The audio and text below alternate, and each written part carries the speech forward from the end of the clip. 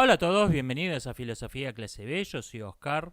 Me comentan, mucha gente critica el fútbol diciendo que es un lavado de cerebros. ¿Y qué hay de todo lo demás que es un lavado de cerebro? Es verdad, este es un buen punto. A ver, convengamos que sí, que el fútbol es una forma de pan y circo moderna. ¿Qué hay de TikTok? ¿Qué hay de, qué hay de la televisión? ¿Qué hay de la pornografía? ¿Qué hay de los videojuegos? O sea, parece que cuando la gente no está viendo partidos de fútbol, está leyendo a Shakespeare y discutiendo sobre filosofía existencialista. Parece que el único problema es el fútbol. Yo creo que eso es un cliché de intelectualoide de postureo. Soy intelectual, muy inteligente, ay qué bonito soy. No me gusta el fútbol. Em, Manual del intelectualoide de postureo. Uno, sea ateo. Eso, infaltable. Eh, Exprese su desprecio por el fútbol, mostrando que usted es un ser superior que no se deja tentar por esas viles diversiones para el vulgo. Eh, Tres, diga ser apolítico, decir que no es de derecha ni de izquierda y defienda invariablemente ideas de ultraizquierda. O sea, todos los extremos son malos, pero critique únicamente a un extremo. Con el otro extremo está todo bien. Eh, y cuatro, sea un pensador crítico únicamente respecto de la heterodoxia. Nunca critique la ortodoxia. Si la televisión, la misma televisión que le lava el cerebro a las masas con el fútbol, le dice que para prevenir el virus del patito amarillo usted se tiene que poner un sombrero de Papá Noel en la cabeza y salir a la calle a bailar malambo. Póngase el cerebro de Papá Noel y salga a bailar malambo. Jamás critique la ortodoxia.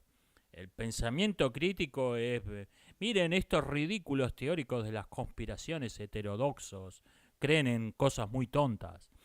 Eh, ese es el, Esa es mi guía práctica para posar de intelectual sin tener dos neuronas que hagan contacto. Desprecie el fútbol, sea ateo, sea crítico únicamente respecto de la heterodoxia y pretenda ser apolítico mientras que es maoísta. Eh,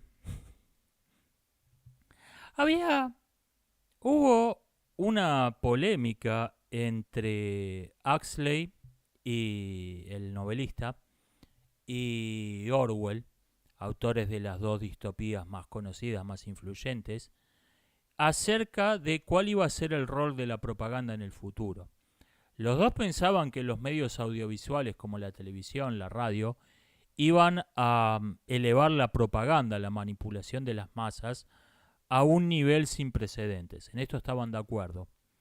Pero no estaban de acuerdo en qué iba a consistir esa manipulación. Orwell pensaba que la televisión se iba a usar para mentir, para difundir información falsa. Mientras que Huxley pensaba que se iba a usar para divertir, para distraer, para que la gente no se ocupara, no para que creyera algo falso respecto de los asuntos importantes, sino para que no pensaran los asuntos importantes, para que estuviera preocupado por la pelea entre dos prostitutas viejas del jurado de un concurso de talentos en la televisión y no por los asuntos importantes. Y yo creo que ambos tenían razón y ambos estaban equivocados. Ambos tenían razón a medias y ambos estaban equivocados a medias. Yo creo que, en efecto, como decía Huxley, los medios electrónicos se usan antes que para ninguna otra cosa para distraer, para divertir, para que la gente no esté atenta a los asuntos importantes, pero también construyen una visión de la realidad falsa que influye en el mundo real. O sea, la gente que está divertida, que está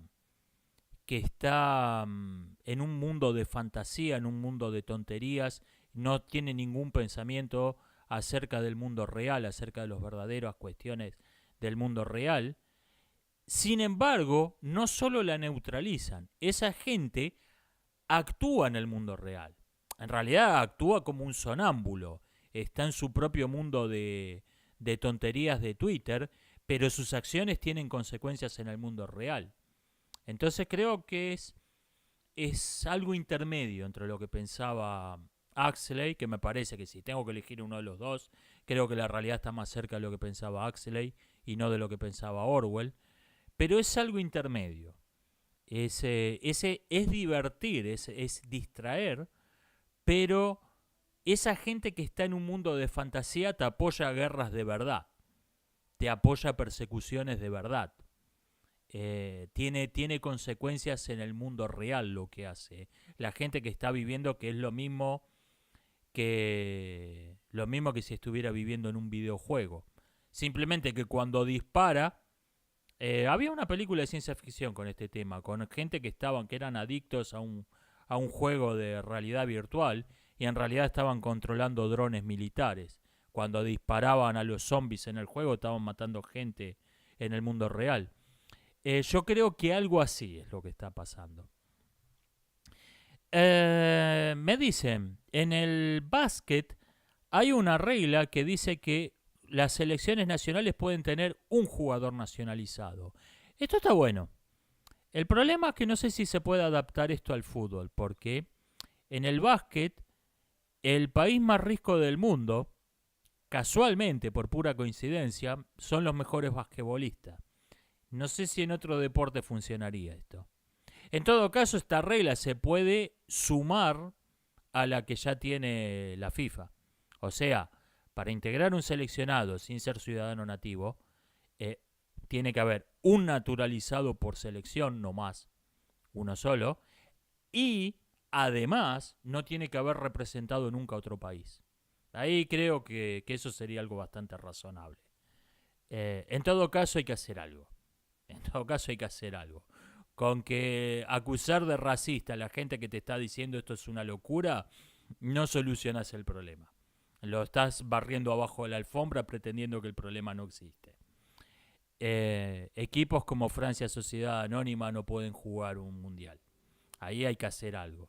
Esta regla está razonable. Un naturalizado por selección, y yo añadiría, y que nunca haya representado otro país. Ahí creo que sería algo bastante razonable. Me dicen, probablemente que la cantidad de rondas de eliminación directa en los mundiales tenga mucho azar no sea un defecto, sea para que mejorar el espectáculo. Tiene sentido, porque si no, todos los mundiales lo ganarían tres o cuatro selecciones. Tiene sentido. Fíjese lo que pasa en la Liga de España, que es una liga muy raro, que no sé si alguna vez ganó un campeonato, un equipo que no fuera el Real Madrid o el Barcelona. Los mundiales serían así. Si se ganarían siempre Brasil, Alemania y alguno más. Puede ser que esto sea intencional, que sea para que tengamos a Croacia y Marruecos semifinalistas. Puede ser. No se me había ocurrido, pero tiene sentido que sea intencional esto. Alejandro Arismendi, quien siempre hace comentarios muy interesantes, aunque casi nunca estoy de acuerdo, pero siempre me dejan pensando, critica el concepto de starwarización. Me dice que eso es un desprecio por la ficción. Yo creo que usted tiene algo de razón, pero me parece que es lo que se está criticando es darle a la ficción un rol que no debe tener. La ficción, en efecto, es útil, es extremadamente útil, pero yo creo que en los jóvenes es útil como parte de la educación moral, para formar el carácter, presentar modelos de héroes. Personajes como Luke Skywalker, como la princesa Leia, son para presentar modelos de virtudes. y en el público adulto para hacer un estudio de los caracteres de la psicología humana, de un modo que probablemente la ciencia no puede abordar, porque la ciencia se ocupa de lo general y mientras que la literatura se ocupa de caracteres específicos. Entonces, un escritor nos puede presentar a gente como Macbeth y su esposa, que en el mundo real, yo si fuera un escocés de la época, lo único que me interesaría saber es cómo nos cargamos a estos dos cretinos y nos los sacamos de encima. Un poeta te los humaniza, te presenta te presenta la humanidad de un tirano, de alguien que no nos inspiraría la menor simpatía, la menor compasión en el mundo real. Yo creo que ese es el rol de la ficción. El problema es cuando se sacan lecciones acerca de cómo funciona el mundo de una ficción, que no son otra cosa que las opiniones políticas del autor. O sea, de Star Wars se saca la lección, y esto es lo que criticaba la persona que usó el término Star Warización, se sacan lecciones como que los rebeldes son gente idealistas, románticos que luchan por la libertad. La historia no te muestra eso. A ver, eh, si tenés un país de mayoría musulmana y tenés unos separatistas cristianos, probablemente esos tipos sean eh,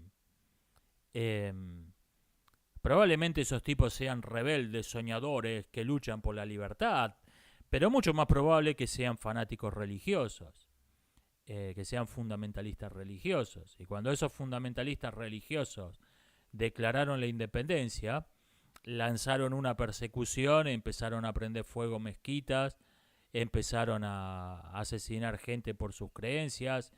¿Quién lo hubiera pensado que los fanáticos religiosos no iban a ser el gobierno más tolerante y razonable del mundo? ¿Quién hubiera podido predecir eso? Eh, o sacar lecciones como que los pacifistas son gente noble, de nobles sentimientos y compasiva, que si son manipulados como idiotas útiles es únicamente porque su ingenuidad no les permite ver la manipulación de los villanos y no porque sean un instrumento consciente de los villanos, como son invariablemente representados los pacifistas en Star Wars. Eh, Sobre todo en las guerras, no sé si hay pacifistas en la trilogía original, en las guerras clones, la Liga de Naciones de Planetas Neutrales son presentados como nobles idealistas, utópicos, que no quieren saber nada con la guerra, y si son idiotas útiles es únicamente por su ingenuidad. Bueno, en el mundo real no funcionan así las cosas. El movimiento pacifista en Estados Unidos, hoy sabemos que estuvo totalmente controlado por el KGB, básicamente era una agencia de inteligencia enemiga metida en su territorio. Este es el problema, que se está viendo la realidad no a través de las lecciones de la historia, por ejemplo, a través de las lecciones de la historia, a través de teorías de juegos, a través de cualquier principio racional, se está viendo a través de la ficción. Y la ficción no sirve para eso. Y me refiero no a Twitter, me refiero a gente que está tomando decisiones importantes, como apoyar la separación de Sudán del Sur o apoyar al gobierno central en Jartum. Gente en cuestiones así se están dejando influenciar por ficciones como Star Wars. No sirve para eso Star Wars. Gracias por su comentario, pero repito, por ahí valía la pena extenderme a aclarar este asunto.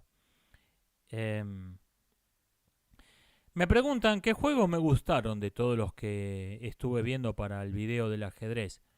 Me gustó mucho el Xian-Qi, el ajedrez chino. Ese es fácil, si quieres jugarlo online, hay Xian con X, X-I-A-N-G creo, y Qi, Q mayúscula, I. Ese hay un montón de plataformas online para jugarlo gratis, se registra fácil. Lo malo es que está todo en chino, hasta las piezas. O sea, si uno no habla chino, se le complica un poco. Por algo se llama el ajedrez chino. Si a usted le gusta el gambito danés, el gambito Smith Morra, o con negras el gambito elefante, el gambito letón, le va a gustar el Xianqi. O sea, ese es el espíritu, es mucho más táctico que el ajedrez internacional, es el ataques directos violentísimos. Me gustó el juego de los guijarros, lástima que no hay con quien jugarlo.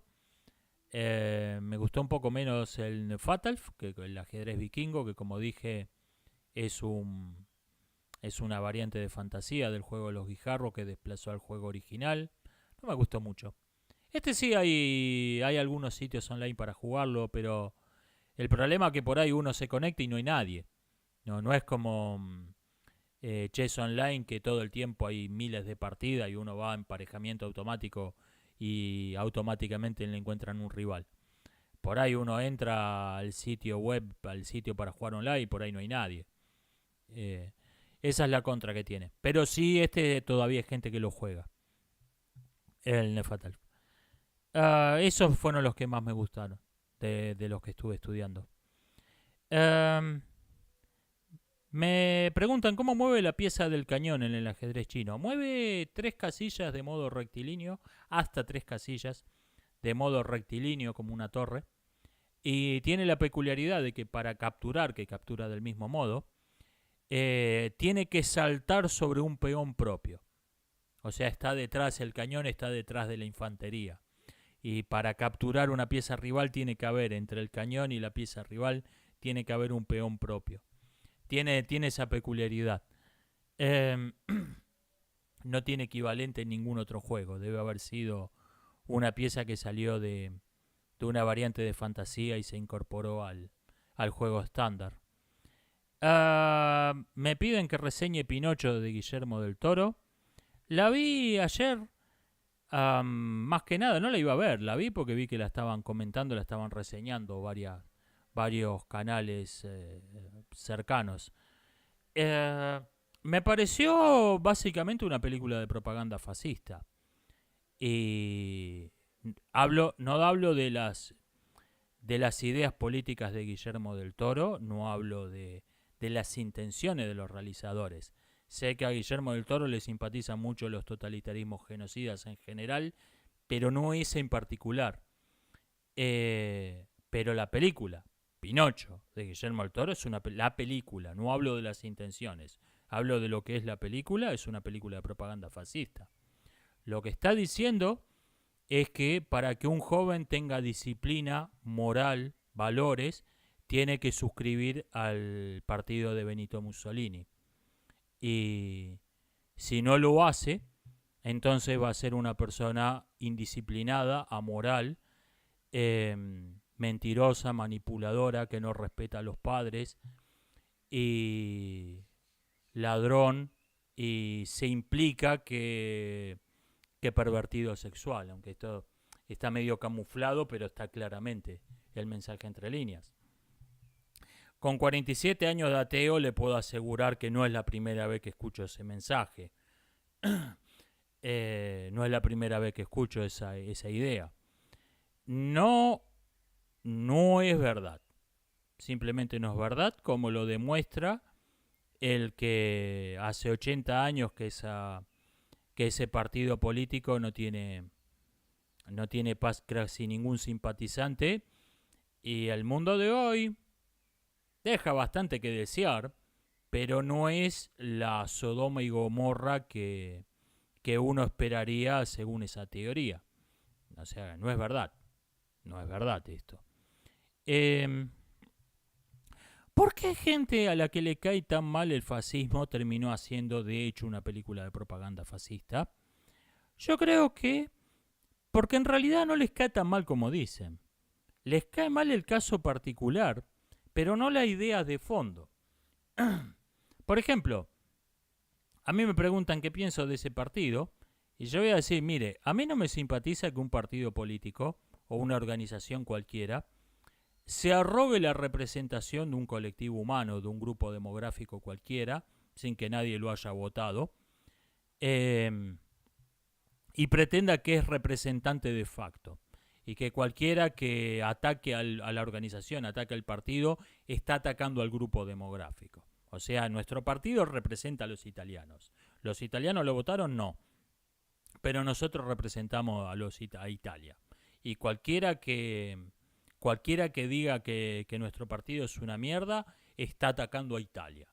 Y vamos a defender Italia dándole una paliza a cualquiera que criticó nuestro partido. No me agradan los partidos políticos que razonan así. Ninguno.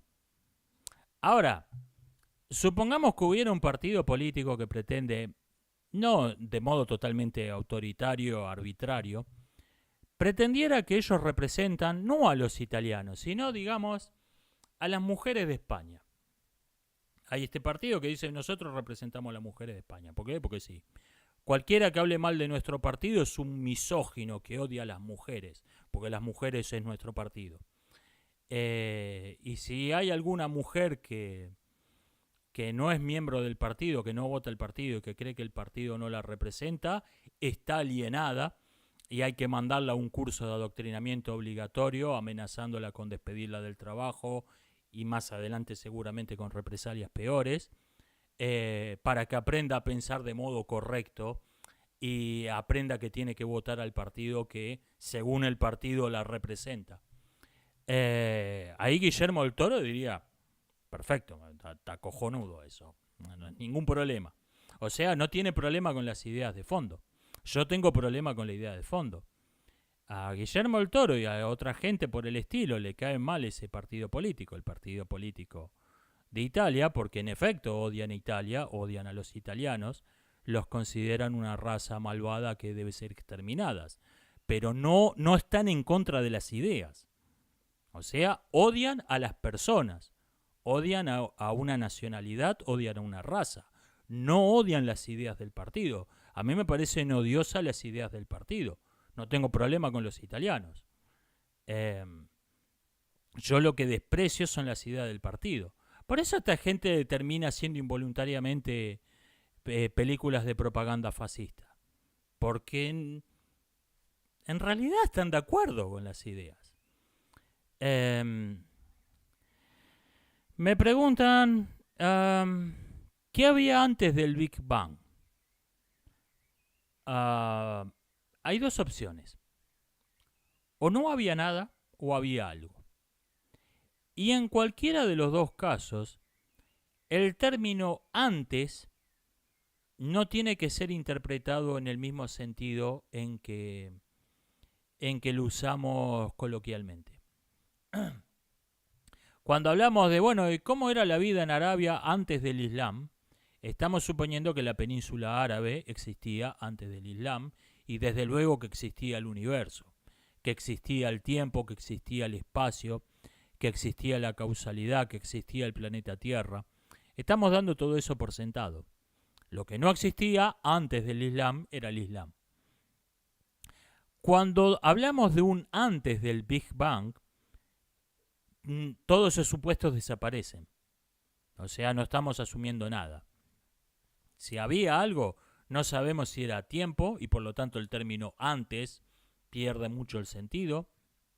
No sabemos si había espacio, no sabemos si había causalidad, no sabemos si las leyes de la física eran las mismas que rigen en nuestro universo.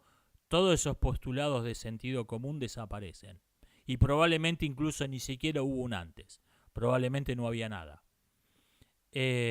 Porque el principio de conservación de la energía es una característica que observamos en nuestro universo, pero no necesariamente es algo que tenemos que observar en el principio del universo. O sea, el término antes no se usa, en esa pregunta no está usado en el sentido coloquial. Tanto si había algo antes como si no lo había. Me dicen que la película de Hazards of Ellen puede estar homenajeada como easter egg en Los Increíbles 2, donde Ellen detiene un tren fuera de control. Esto es interesante. Es verdad, y además esa gente, la que hizo esa película, no son los de los Pixar de cupo que han filmado las últimas 2 o 3 películas. Esos tipos saben de cine, son personas inteligentes. Esa película no le salió muy bien, pero no son un montón de idiotas. Puede ser que Helen de Los Increíbles se llama así por la primera heroína de acción, la que se considera la primera heroína de acción, y es verdad, es llamativo que detiene un tren fuera de control en Los Increíbles 2. Gracias por esta observación, no lo había pensado. Alguien que obviamente sabe de pintura, aunque no sacó ninguna chapa, me dice que observó que las IA y los humanos tienen problemas para dibujar manos, pero que tienen problemas opuestos. Los humanos entienden lo que es una mano, entienden cómo funciona una mano, y por eso hacen dibujos esquemáticos, hacen esto. La forma de la mano con los 5 dedos. La IA, en cambio, pero no se ve natural. La IA, en cambio, hacen dibujos de manos hiperrealistas, sumamente detallados, pero de manos deformes y horribles. No se dan cuenta para qué sirve. Simplemente ven una forma. Y están imitando una forma que vieron en las imágenes, pero no entienden cómo funciona, para qué sirve una mano, y por eso hacen unas manos horribles. Interesante observación, muchas gracias. Bueno, dejémonos de temas polémicos, de asuntos controversiales. Me preguntan qué opino del judaísmo. Para empezar, estamos hablando de una religión que existe hace más de 3.000 años. Obviamente hay que matizar esta pregunta. Obviamente no pienso lo mismo de una religión primitiva que adoraba a un dios de la guerra y de la filosofía de Maimónides. Obviamente hay que matizar esta pregunta. Yo creo que ocurrió un fenómeno muy curioso con esa religión, que en algún momento lo que era una religión se dividió en 3. Tenemos una religión que dice que Jesús de Nazaret era hijo de Dios y era el Mesías profetizado. Tenemos otra religión que dice que Mahoma fue el último de una serie de profetas, que incluye a Jesús de Nazaret. Y quedaron unos tipos que decían: a mí Jesús, Mahoma y cualquier otro que me venga a tocar el timbre un domingo a la mañana me la suda. Quedó un grupo minoritario que rechazó las dos. Esos tipos, que eran minoría tanto en el mundo islámico como en el mundo cristiano, que lo llamamos mundo islámico, mundo cristiano, no tenían masa crítica como para crear su propia civilización. No eran suficientes. Eran un grupo minoritario dentro de las dos civilizaciones mayores. Pero sí crearon una cultura con características propias, con rasgos propios, con un pensamiento propio, con una teología propia, con una filosofía propia, mitos. Crearon una subcultura tanto dentro del mundo islámico como dentro del mundo cristiano. Y ocurrió por motivos históricos puramente circunstanciales que muchos pensadores de élite de 1875, 1975, digamos, muchos de ellos fueron judíos, a pesar de ser en Occidente, a pesar de ser los judíos una minoría dentro de la población general. Entonces, ¿qué pasó? Esos tipos empezaron a darle una importancia en nuestra cultura que no tiene al judaísmo. Se empezó a hablar de la civilización judeo-cristiana. A ver, Jesús de Nazaret era judío, era un rabino. Negar esto es una estupidez. Que muchos dicen, no, que era un carpintero. Sí, seguro. Un carpintero juzgaba en un juicio de pena de muerte, claro. Sí, perfectamente normal. Era un sacerdote judío. Esto es evidente. Pero el cristianismo como religión es un fenómeno totalmente grecorromano. La influencia de, la influencia de la religión judía fue mínima.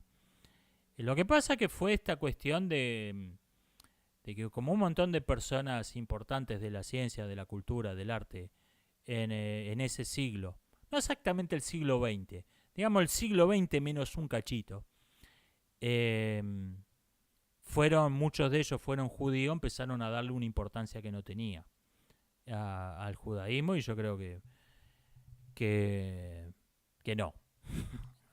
Nuestra cultura tiene todas sus raíces en el mundo greco-romano. Eh,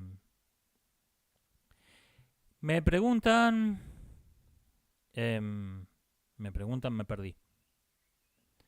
Eh, Me dicen, con el tema de cómo contactar a los salvajes, ¿puede ser que esa fue la situación que se encontraron los españoles al llegar a América? Sí, sin tener la menor idea de lo que estaban haciendo. O sea, podés pueden haber tenido mejores o peores intenciones, unos que otros, sin duda. Pero, pero no tenían la menor idea de, de cómo tratar con poblaciones muy primitivas, mucho más rústicas que ellos. Eh, no entendían las enfermedades, no entendían su visión de las enfermedades, era casi tan supersticiosa, tan científica como la de los pueblos primitivos con los que entraban en contacto. Eh, Hoy, por ejemplo, una de las cosas cuando se contacta una población prehistórica, hoy, una de las primeras cosas que hacen los antropólogos convidarles chicles, como, como le muestran lo que es un chicle y les convidan para que mastiquen chicle, lo cual es un gesto amable, de compartir comida, lo más básico de todo, y como quien no quiere la cosa, al masticar esos chicles, los están vacunando para 20 enfermedades distintas. Los chicles, esos no son chicles comunes, tienen vacunas para la malaria, para mil cosas. Ese tipo que estuvo 10.000 años viviendo en medio de la selva necesita vacunas a lo pavote. Las pestes, el general Viruela fue el más brutal de los conquistadores. Las pestes hicieron estrago, fue mucho peor que cualquier cosa que hayan hecho los conquistadores en el siglo XVI. Y también otra cuestión era que los códigos que tenían los españoles no eran adecuados. Por ejemplo, un problema que hubo con los hermanos Colón fue que hicieron esclavos en la isla de la Española. ¿Qué pasa? En la península ibérica tenían unas reglas de la guerra, no eran las convenciones internacionales que aparecen con los estados nacionales del siglo XIX, pero tenían unos códigos. La guerra no era vale todo. Lo que pasa es que esos códigos estaban pensados para pelear contra los musulmanes, contra un enemigo que tenía una cultura igual de sofisticada que la de ellos. Entonces habían acordado, bueno, los prisioneros no los matamos, no los hacemos esclavos, los prisioneros los tenemos prisioneros y pedimos un rescate. Y cada tanto cuando había alguno que no tenía muchos amigos o tenía amigos pobres y no habían pagado el rescate, cada tanto hacían un intercambio de prisioneros los cristianos y los musulmanes. O sea, tenían unas reglas de la guerra. ¿Qué pasa? Que te encontrás con tribus de caníbales y ese tipo, tomabas prisionero. Ok, ¿cuánto hace? Ayer lo tomaron prisionero, bueno, ya deben estar haciendo la digestión. Esto no tenían la idea del rescate. Y además, ¿qué rescate te iban a pagar unos tipos que estaban en bola en la selva? No tenían. Entonces, bueno, vamos. ¿Qué hacemos con los prisioneros de guerra? Bueno, ponelo a cavar en las minas. O sea, fue no está bien, pero fue lo que se les ocurrió. Y claro, cuando llegó la noticia a Castilla, cómo que están haciendo esclavos? Aquí no hacemos eso. Eh, pero pero se tenían que hacer algo. Es un tema complejo. Es un tema complejo. ¿No? La conquista de América fue un asunto complejísimo. Que de hecho terminó la conquista. Se habla de la conquista española. La conquista la terminaron las naciones independientes. La Patagonia no la conquistó España, la conquistó Argentina. Eh, el oeste americano lo conquistó Estados Unidos. O sea, fue un tema, conquista europea sería un término más. Y hasta cierto punto, porque los estados nacionales también eran descendientes de europeos, pero eran estados americanos. O sea, fue un tema muy complejo. No es que los indios eran buenos, vivían en armonía con la naturaleza y vinieron los conquistadores que eran malos. No sean estúpidos. Es un tema mucho más complejo que es un tema mucho más complejo que esas simplicidades, que esas tonterías. Me dicen si vi el himno nacional argentino en un acto del gobierno argentino cantado por toda clase de basura humana. Degenerados, prostitutas que quieren matar a los hijos, ex guerrilleros. Sí, lo vi, ese espectáculo dantesco. Me llamó la atención una cosa, y es que es simplemente el himno. No le cambiaron la letra, no lo cantaron con una voz jocosa, o sea, el vandalismo del himno nacional argentino se redujo únicamente a las personas que lo cantaron. Ese fue el único acto de vandalismo que hubo. No desgradaron la letra, no hicieron una música intencionalmente mala. Fue lo único denigrante para la República Argentina y sus símbolos, fue la gente que lo cantó. Y esto me hizo recordar esas obras de artistas conceptuales que te hacen, por ejemplo, un crucifijo con excrementos, para mostrar eso, guía del intelectualoide de postureo, para mostrar yo soy ateo, desprecio la religión, hice un crucifijo con excrementos. Admírenme, soy una mente brillante. Esos orates, haciendo ese tipo de obras, para empezar, están demostrando una completa ignorancia por la religión a la que quieren insultar. Como si al cristianismo la materia le importara. Un crucifijo hecho con basura, por ejemplo, aparece en la película cristiana Escarlata y Negro. Aparece como un elemento dramático. Eso, alguien un preso político que hizo un crucifijo con la mugre en su celda. En Hermanos Sol en Van a Luna, otra película cristiana, se satiriza un crucifijo de oro como algo ¿cómo vas a hacer un crucifijo de oro? Como algo ridículo, grotesco.